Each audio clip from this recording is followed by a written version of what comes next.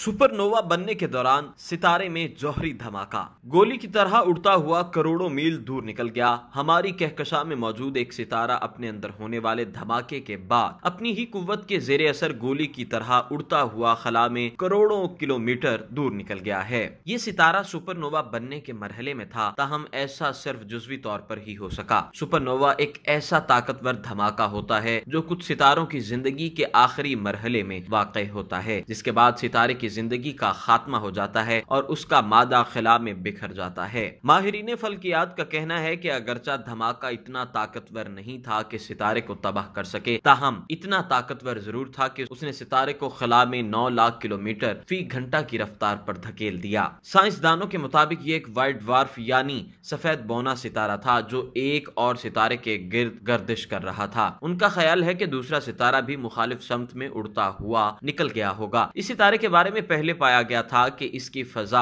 गैर मामूली साख्त की हामिल है। इसे सन 2015 में दरियाफ्त किया गया था। साइंसदानों ने पाया कि इसमें ना हाइड्रोजन थी और ना हीलियम, इसके बजाय ये ऑक्सीजन, नियोन, मैग्नीशियम और सिलिकॉन का बना हुआ था। वाज़ेह रहे कि आमतौर पर सितारों में सबसे ज्यादा पाया जाने वाला मादा हाइड्रोजन गैस होती है। अब हिबल खलाई दूरबीन का इस्तेमाल करते हुए एक बैनुल अक़वामी टीम ने यह भी पाया है कि कहास सितारे की फजा में कार्बन, सोडियम और एल्यूमिनियम मौजूद थे। ये सब अनासर सुपरनोवा बनने के पहले थर्मोन्यूक्लियर रद्द अमल के दौरान पैदा होते हैं, मगर साइंसदानों के मुताबिक इस सितारे में आयरन ग्रुप धातें मौजूद नहीं थी, जिनमें लोहा, निकल, क्रोमियम और मैग्नीज शामिल हैं। ये भारी अनासर आमतौर पर हल्के अनासर के पकने से तैयार होते हैं और थर्मोन्यूक्लियर सुपरनोवा सितारों की पहचान होते हैं। इन धातुओं की अदम मौजूदगी से अंदाजा होता है कि ये सितारा सिर्फ जुज़वी तौर पर ही सुपरनोवा बन सका।